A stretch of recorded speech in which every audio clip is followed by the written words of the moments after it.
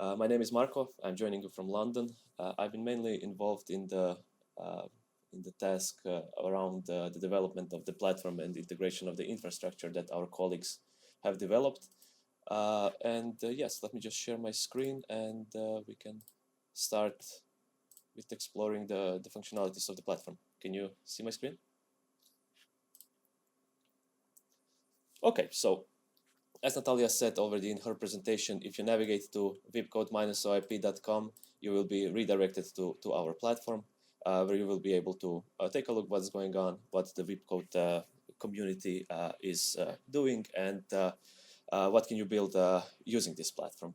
So before you actually have your account ready, you will have limited access to the platform, so you will only be able to see a couple of different things in the platform, such as if you, for example, navigate over this button over here, you will get a drop-down menu where you can just go and take a look what the Vipcode project is about. So what is the platform goal, what is the aim of the project, who are the partners of the consortium that is working on it, where did we get our sponsoring and funding from, and all the other information about it.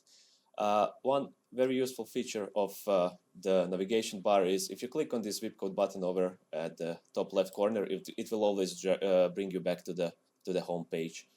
So if you're ever lost and don't know how to get back, Vipcode button at the top left will always bring you home. The second or the first option under this drop-down menu is the feedback button. So you can navigate to the feedback by just typing feedback, as Natalia already shown you in her presentation, but you can also just click on give feedback, where you will be presented with a form that is completely anonymous. I mean, you can leave your details if you would like, but you can fill it out without leaving any personal information here. And in the form will ask you for some questions. So how easy is it to navigate the platform? What's the efficiency of the platform? What do you like? What do you dislike? And then you can just go through the questions. All of the questions are optional, so you can just fill out what you want and leave out the rest. But please give us the feedback, because it will be very helpful in identifying what's wrong, what's not wrong, and what the community would like to see from the platform in the future. Okay, the next button here that you will always be able to access, you don't have to be registered, is this under this book icon, and this will bring you to the documentation page of the platform. So here you will be able to see more details about what is inside of the platform. So we will have the same information as in our about page over here. You will be able to scroll through it by just clicking on it. It will be put there. But you will be also able to see, for example, what are our use cases that we considered in this project. So, for example, clicking on use case 1 will bring you to this use case 1, the explanation, or app 1, as we call it also, where you can scroll and see how the landing page for this use case works, what is considered, what's the theory behind it, what are the KPIs of the use case, and so on. You will also be able to see some more technical details. For example, one of the main features that I will be covering later, so now I will just mention it, are workflows. Workflows just serve as a implementation of different functionalities that developers and the users of the platform can put into the platform. Clicking on this workflow generator will give you more information of what is going on there, how to use it, and what is happening.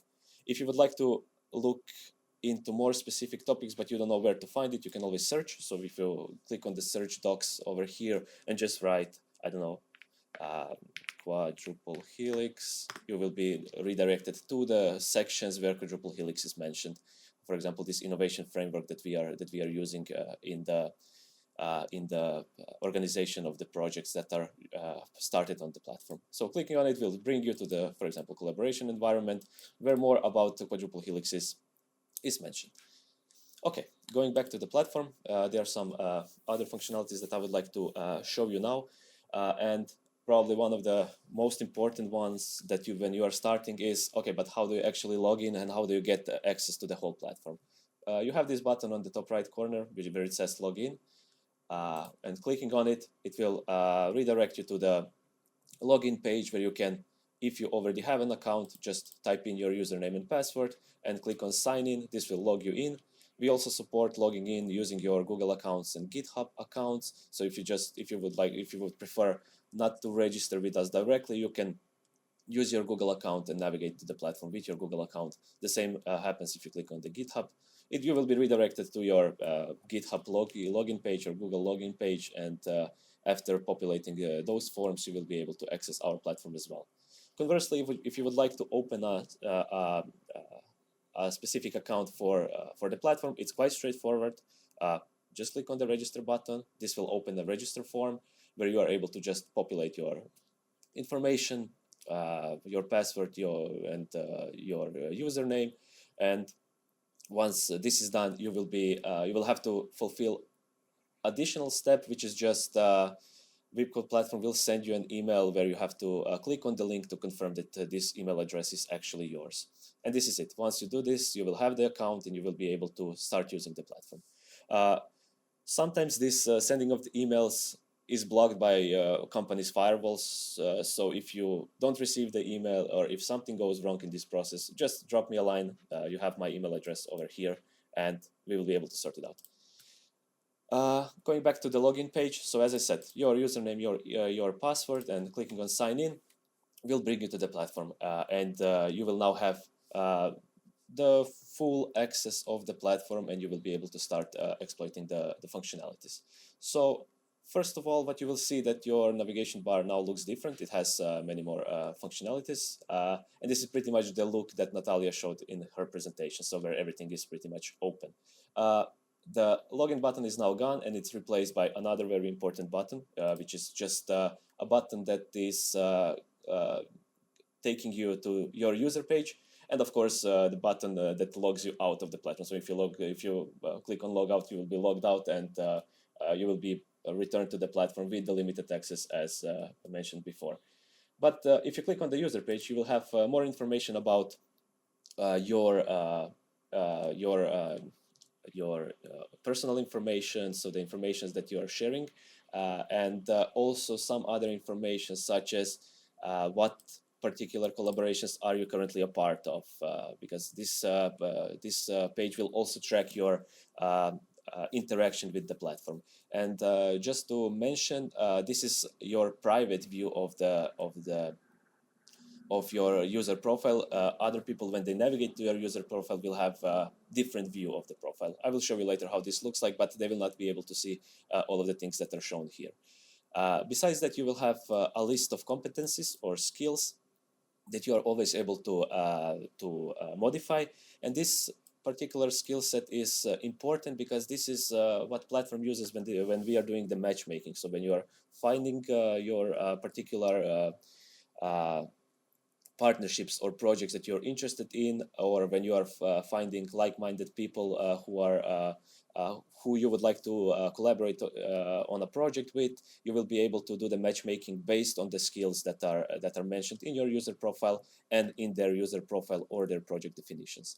You will also have this helping list of files that you are always able to populate or you are able to delete files from it, and here you are able to just put some personal file, not personal files, but some files that you are using or you would like to keep. For example, I have this report over here. If I click on it, it will open a PDF file that is behind this list, and it is just a report that is tracking one of the use case simulation results that I am currently exploring. Moreover, you will be able to edit your personal information. So by clicking on this button on the top right corner of this first card over here, clicking on it, it will bring you to the form where you can drop your information and update the skills. So basically how the updating of skills works, you basically just have to write a skill that you would like to add. I don't know, if I just write programming over here, I will get after a while a list of suggestions that I will be able to add to my profile, and then clicking on it will add a new skill to the list of my current skills. And then once you're ready, you will just be able to click on update or cancel to update your profile. Clicking on update will just take the latest information, append it to your user profile, and then your profile will be updated. Okay, that's more or less about your user profile. And now we can just go back to the platform and explore the other two buttons that have popped up in the navigation bar. So in the first one, you will have access to the use cases. So you will be able to just go there, click on one of them, and you will be able to redirected to the landing page of the use case, where you can then read what this use case is about, read how to use it, and then start just doing what you would like to do. More about it will be shown by our colleagues later, when we will be going into details about different use cases, what they are about, what use this use case has, and what is the actual goal that these use cases want to achieve. And you will be able to access others in a similar way. You just click on this button and you will be redirected to the different use cases that we are currently hosting. And the last button in this left part of the navigation bar is the toolbox. So here you will be able to find the very useful features of the platform that allow you to do something with, for example, your simulation result. So how do you document your data? What are the services that are currently hosted on the platform? How can you add your own service to it? And similar things. So you will find this over here. So let's just go through the list and let's just show you what's going on there. So BDSS is a tool that allows you to just very quickly access your data and make some business decisions. So this is what it stands for: business decision support system. You will be able to just filter your data, take a look what is happening to different data sets that you have, and how can you work with it. So one of these buttons over here is just for demonstration purposes. So you are able to load your app one, so use case one simulation results, and when I click on it, it will just drop interesting results for me that I have from use case one. Use case one is, just in very brief, so that you are able to understand what this page is about identifying chemicals that are good corrosion inhibitors. So it will give you back the inhibition efficiency as one KPI, and then you will be able to look at your data over here. So you see that I have a bunch of these benzenes. So this was just for the testing purposes, but nonetheless, you are able to then go and take a look what these data are. You're also able to restrict the data. For example, one of the main KPIs in app one is toxicity. So you can see what data you have in your data set that are, for example, limited to a particular toxicity index. So if I would like to only see very toxic chemicals, I can limit my index to be between 1 and 2. And then I will see only the chemicals that have this very toxic behavior, and that I know which chemicals I should avoid when I'm dealing with them. So for example, all of the benzenes that I have over here are considered very toxic. They are restricted by different agencies, so I will find only this data over here. Conversely, if I would like to see only non-toxic chemicals, I do the same thing but in the opposite way. So if I want only the chemicals between the limit of 2.5 and 4, I will get back the chemicals that are considered not so toxic. So for example, case 0, so mercaptobenzodiazole, is not so toxic, but also has quite high inhibition efficiency. So this makes it a good decision when I'm looking at this data set to carry out exploring. So this is how this particular tool in the platform should be used. You can also upload your file. So if you have an Excel file with a lot of data, you are able to open it, and then this would present you the data that you have in your Excel sheet, and you will be able to kind of do the same thing. So investigate what happens when you limit a particular feature of this data that you are putting into the business decision support system.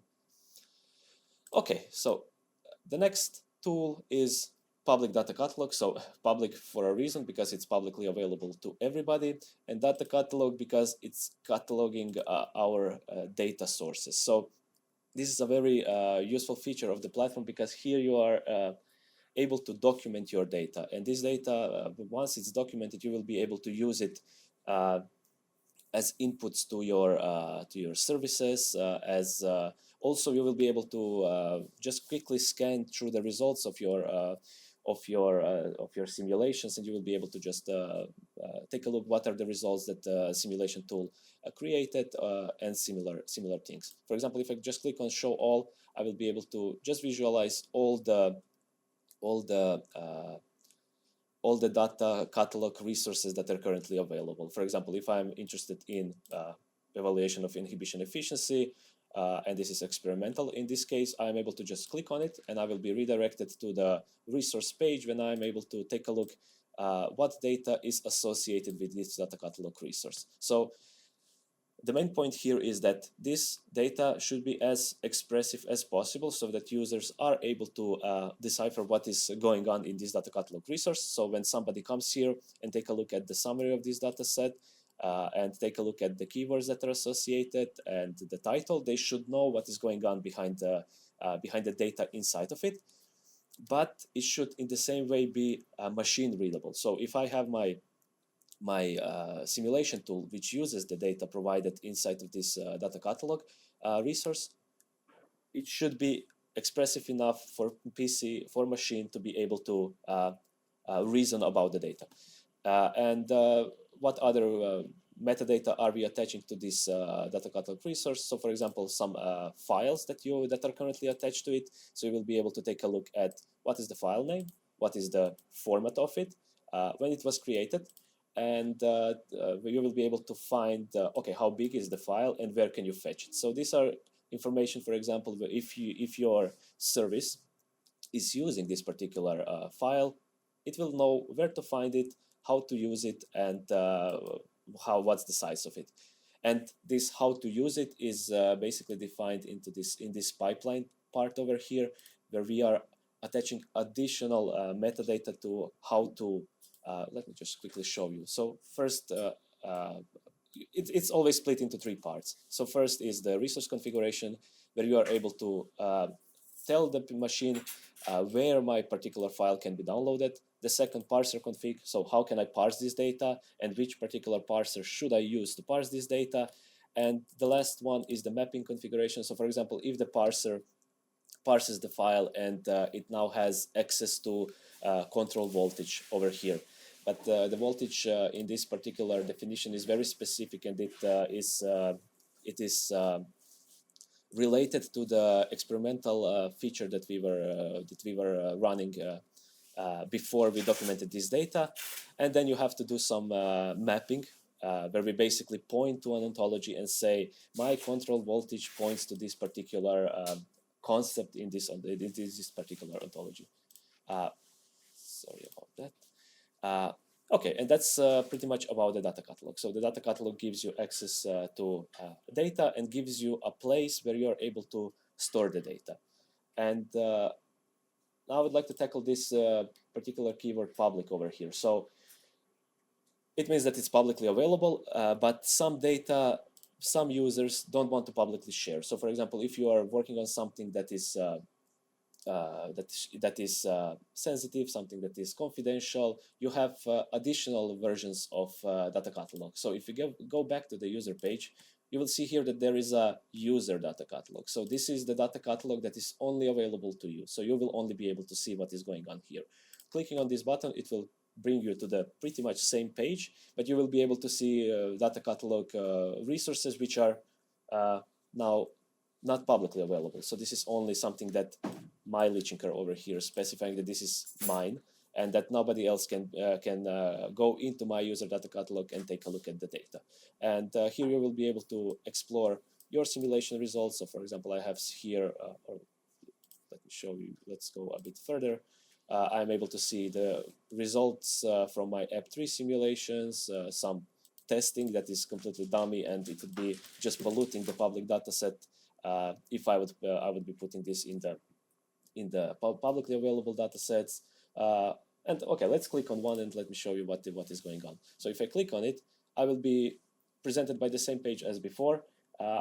But now this particular dataset has different information inside of it. So, for example, I have some animations over here, and when the data catalog finds this particular data formats that we identified as useful, the data catalog will provide you some tools to be able to quickly scan your datasets. For example, if it's an image, you will be able to click on it and you will be able to see, oh, this is my animation of this particular simulation, and this particular, in this example, of how aluminium cation is diffusing out of the paint inside of my domain, and I will have other things like that as well here.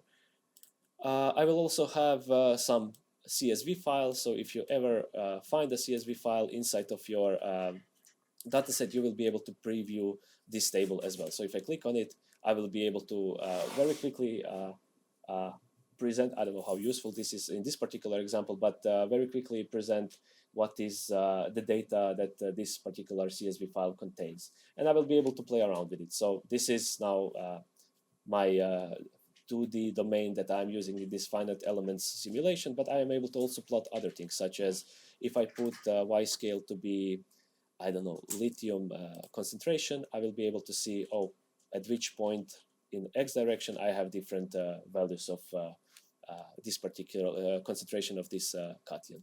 I'm also able to play around with the scales. So if you have something that needs to be plotted in a logarithmic scale, like for example this thing, I will be able to plot it in the logarithmic scale.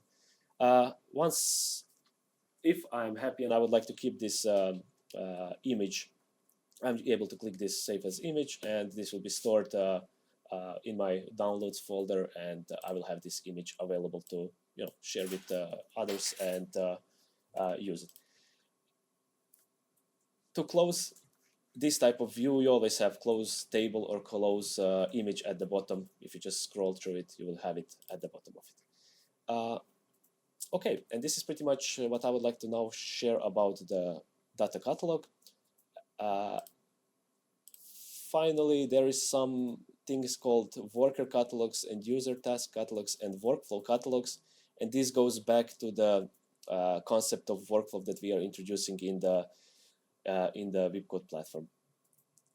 I would like to keep this for the second part of the session, because in the second part of the session we will go through the process of how do you actually use the platform to build this type of services that you will be using in your use cases. And for this you will also need workers. Workers are the services that are attached to the workflows, and also user tasks that are defining tasks that users will be able to interact with in particular workflows. Before ending this part of the session, I would just like to show you two buttons on the right hand side of the navigation bar. The first one is the notification list. So this is if the platform ever thinks that you have to be notified about anything, it will just drop the notification in this list over here. Clicking on it, you will be able to go and take a look at your past notifications. So things like somebody rejected my collaboration request, or somebody wants to deploy a workflow to our platform, or I don't know, the results from app2 simulation were stored and 2 files are included, and you can find this in the data catalog and things like that.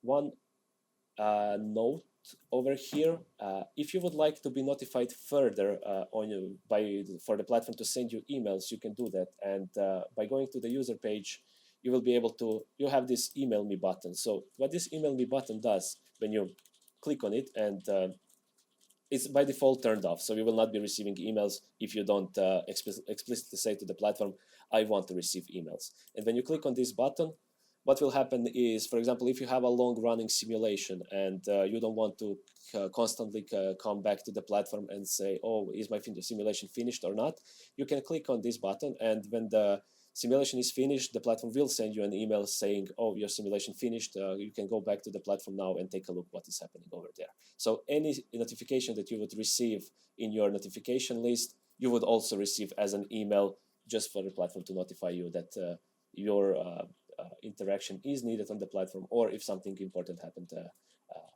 for you there. And finally, The second button over here is your collaboration requests.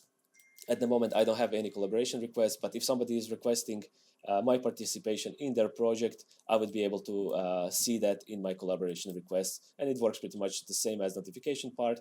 You will just get a number in this badge on the top of the icon, where you are able to just see how many pending collaboration requests you currently have. Okay, with this, I would like to complete the first part of the platform demonstration. In the next part, I will be going through this part, the collaboration aspect of the vipcode platform, and how we integrated this collaborative innovation process, and how can you go about sharing the challenges that you are currently working on, sharing your ideas, assembling the partnership around this idea, and then actually starting the project and building the use cases that would realize your project goals. Yes, pretty much that.